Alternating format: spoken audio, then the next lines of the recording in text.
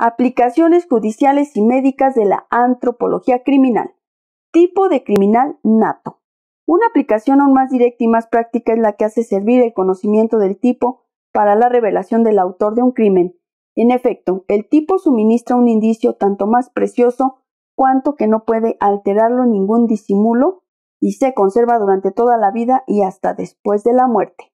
Así hemos podido por el cráneo juzgar del tipo criminal de Sesostris, que era casi un ser mitológico, y encontrar caracteres degenerativos en la cabeza de Carlota Corday, a quien sin embargo debe admirarse como una heroína, y justamente porque ese tipo no existe en todos los criminales, sino solo en la gran mayoría, 95% según parece, de los criminales natos, es por lo que cuando se asocia con las anomalías funcionales y psíquicas, da casi la certeza de la inclinación al crimen, y hasta la del crimen ejecutado. En mi práctica he recogido ya buen número de casos.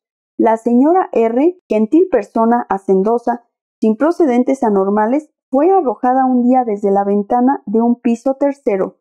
Durante la caída lanzó un grito terrible. Por lo demás no pudo creerse en un suicidio porque siempre había sido muy arreglada en sus costumbres. Tenía un rostro muy normal, sin ninguna herencia morbosa, maltratada a menudo por su marido, le perdonaba y lloraba. Por el contrario, su marido R., que había padecido convulsiones epilépticas y vértigos y que presentaba anomalías degenerativas en muy gran número, fue objeto de la sospecha de que la había arrojado por la ventana.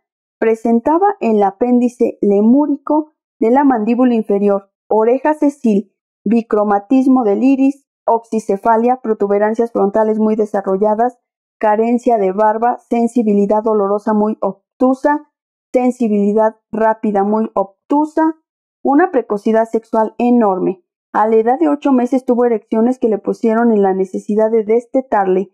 También se notaba en él una agilidad extraordinaria, terrores nocturnos, inteligencia regular, pero con distracciones e incapacidad de fijar la atención. Su efectividad era muy obtusa, decía adorar a su madre y le pegaba. Se había comido casi por completo su patrimonio con una mujerzuela, a quien más de una vez amenazó con el revólver, y su mujer había sido maltratada muchas veces por él, incluso el mismo día de su muerte. Este día habíale escrito con letras grandes: «Ya no me amas». Días antes la había amenazado con tirarla a un abismo. En el día y hora de la muerte de su mujer, después de una disputa, había entrado con ella en su alcoba.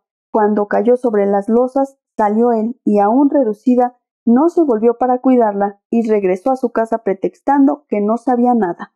Pretendió más tarde que se había arrojado por la ventana, después de haberle dicho: «Si continúas así, me mato», y que por única respuesta le había contestado: «Si es así, hazlo». En la cárcel aumentó de peso en pocos días, 4 kilogramos, habló cínicamente de sus amores con su mujer. Al salir de la cárcel en libertad provisional, se paseó por las calles como si nada hubiera sucedido, y el día que menos lo pensaban, se escapó con una joven soltera a quien había violado. De estos hechos deduje que era él quien había tirado a su mujer por la ventana y demostré que era inadmisible la hipótesis del suicidio. Besson, famoso ladrón, había sido detenido, acusado de un robo de 10,000 francos, hecho por el método del manguito, manos artificiales que se ponen en evidencia mientras que se trabaja con las manos verdaderas, en un vagón.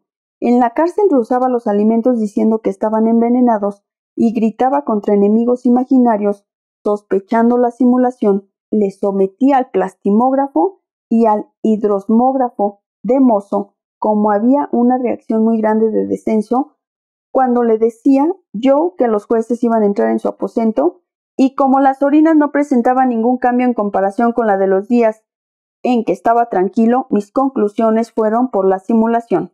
Pero hubo más. Sabía yo que había cometido otros 2 robos de dinero en una casa, merced a un falso pasaporte que había fabricado y que se le encontró encima. Pues bien, renovando las pruebas con el plastimógrafo, no observé ninguna reacción al hablarle del robo del manguito.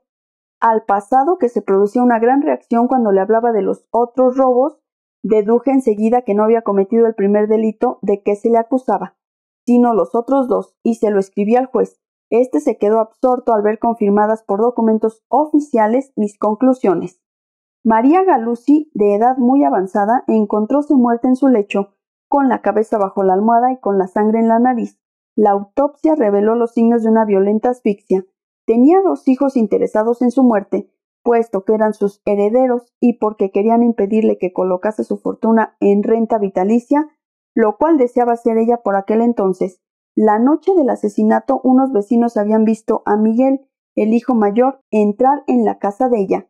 Pues bien, el examen antropológico que hice de los 2 hermanos resultó que Félix, el menor, que por otra parte no había cometido ningún crimen y solo era sospechoso de ser cazador furtivo, no presentaba ningún signo de los caracteres criminales. Miguel, por el contrario, tenía enormes mandíbulas, grandes protuberancias frontales, obtusismo para el dolor, labio superior muy delgado, tacto obtuso, 4 en el lado derecho, 2 en el izquierdo. Sin duda con surdismo sensitivo, la capacidad del cráneo era superior a la normal. Afectaba un gran cinismo en sus respuestas. Declaré, pues, que con la mayor probabilidad Miguel debía ser el más sospechoso de los 2 hermanos. En efecto, de las declaraciones dadas en el proceso, resultó que había estado 3 veces en la cárcel por golpes y heridas. Pocos días antes, jugando con una mozuela, la había apretado el cuello diciéndole: «No juegues mucho conmigo, pues para mí no es nada matar a una persona y estrangularla como lo he hecho con mi madre».